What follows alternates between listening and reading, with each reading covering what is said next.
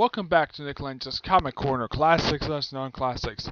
This is episode number 610 and Doubleshot 515.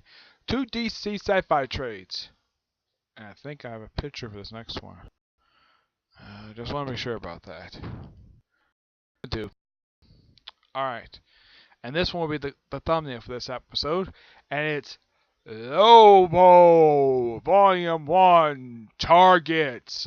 Written by Colin Bunn. Yes, this is the pretty Lobo. I mean, okay, you give I'm sure Colin Bunn was like, okay, I got Lobo's an ongoing series, but it's the pretty Lobo. I have no idea, but what in the world Colin was up to. No, this was coming at the same time as Nestro. Came after he started Nestro. This trade collects the first 6 issues of Lobo Volume 3. Now, here's kind of the thing. There was this thing that had been teased since this character first showed up. They were going to have a big battle between the two Lobos, between the actual Lobo and the pretty Lobo. And then it happens, a panel. Yeah, the first issue here opens up with the pretty much the conclusion of this battle. And and by the way, the annual, does it expand upon this battle? No, it's a fight between Lobo and Sinestro. An interesting fight, though. Yeah. And it actually, in these issues, reveal, the actual origin story of this Lobo, where he apparently was in love with the princess of Caesarnia. Oh, yeah, and here's the thing. He didn't blow up his home planet. Nope, that was the guy who actually really is a Lobo. Yeah, he blew up the planet. Yeah, and the actual reasoning for him, because he was bored. Yeah, that's literally the reasoning for him blowing up his own planet. Yeah, and he also gets his own team, which is a little bizarre because Lobo likes working alone. And those of you curious, does he ever use his signature chain? The hook and the big hook and chain. Does he use it? Oh, yes, he does. Like, a few times. Mostly, he just uses guns. Now, yeah, and also he does return for an issue of Howl's Work. We'll talk about that in a future episode, but yeah. The first 4 issues are actually pretty good. Heck, there's even a fight between Lobo and Superman. Yeah, between Lobo and Superman. I've heard when the series came out, people were like, really? Okay, we're giving a Lobo series to this guy? Why? Oh yeah, and those of you curious, how long the series last for? This volume lasted for 13 issues. Yeah, it got axed, roughly a year after it came out. I'm not kidding about that. It did. It got axed. At the end of 2015, a lot of people were very relieved this series ended because the series had no reason to exist at all. Yeah, this volume had no reason to exist at all, just because DC wanted to use this guy, despite the fact that every single reader who's read DC Comics for years knows that is not Lobo. Lobo is a big muscular guy who looks like, even though I'm going to show this guy's head,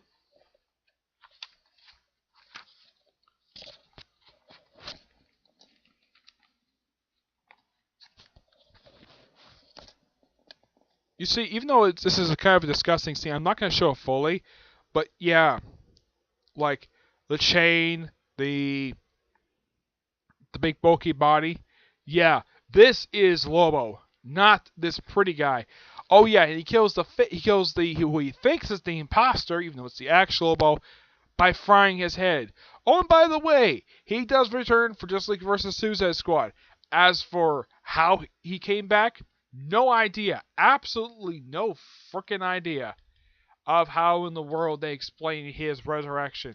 Yeah, it's never explained at all of how he came back.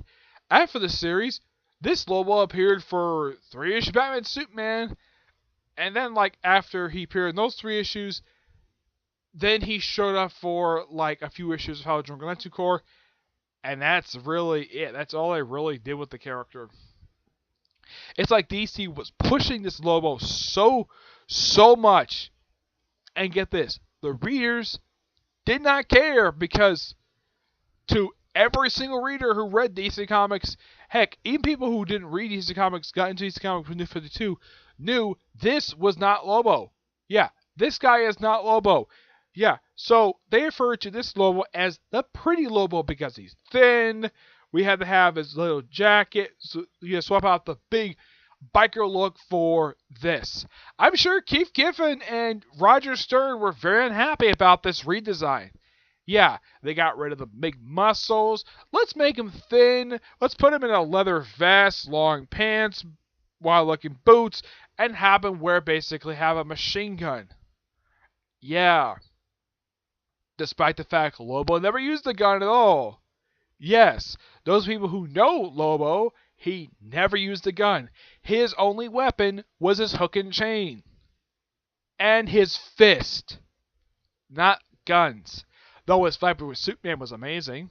Though it simply put a remake of their classic fight from the 1990s. Yes, that is simply what that's what it reminded me of Avengers Superman and number 2 when they had Lobo and Superman fight there. And here, it's simply put the same thing here. Though it's kind of a similar story they did in the pages of Superman at the point the issues came out. What am I gonna... Oh, yeah, and IGNs.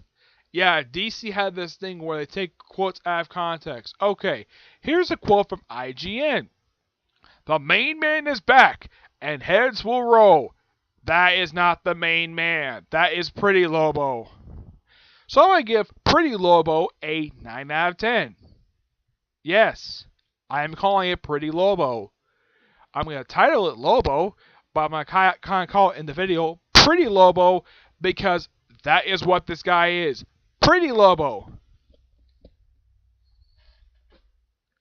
Though, here's kind of the thing. After the first few issues, the series was kind of okay and bland for a few issues. And then the annual pretty much kind of saved the series to me, though the series was canceling after that. Okay, here's something a lot better.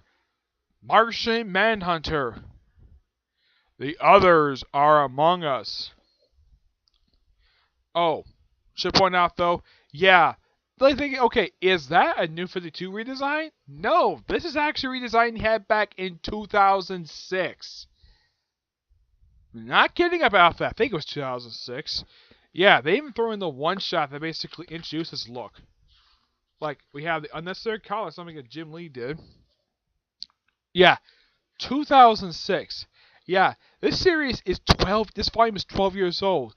This trade collects the entire third volume Martian, which was only 8 issues, and the Brave New World's one-shot, which simply puts up the series. Written by A.J. Lieberman, and artwork by A.J. Barvino. Yeah, at the point this came out, this was the first Martian Manhunter solo title in 6 years. Yeah, after the awesomeness that was the Martian Manhunter series by John Ostrander and Tom Mandrake, which, by the way, that is actually in trade. Yeah, they actually are up to 3 volumes. Yep. And what's the story for this series? Apparently, John Jones finds that there are other Martians alive besides him because for years he was the last Martian. And it turns out that he actually was not the only one. So he protects them. It was a pretty... I love the series. I love what it's really good. So they give an apartment. There's some appearances about the Justice League. Question. Now, one cop actually... Now, when John Jones says, I'm John Jones, he's like, you're not John Jones. The only reason why he says that because of the change in costume. Yeah. And also, I think they also redesigned his head. Yeah, they gave this thing in the back of his head for some strange reason. I have no idea. Heck, it's even seen in the cover of this book. Okay, so... Now, I have to ask. Now, I don't have a problem with the redesign of costume. Costumes get redesigned overall. This is only Martian Manhunter's second official costume. And in case you're wondering, in Final Crisis, did he wear this costume when he got killed by the Human Flame? Yes, he did. Heck, this is the costume he was wearing prior to Flashpoint. Yeah, he only been wearing this costume for at least 5 years. And then they gave the New 52 look, which is simply him. Yeah, this is just a full bodysuit with the collar, which is weird because the whole collar thing that's normally New 52 stuff. Excuse me. Do I have a personal theory that Jim Lee was inspired by this look? Like, okay, I like the collar. Let's give everybody unnecessary collars for some stupid reason. Give people like Aquaman, Superman, and let's give Flash a chin guard, even though I really didn't need it.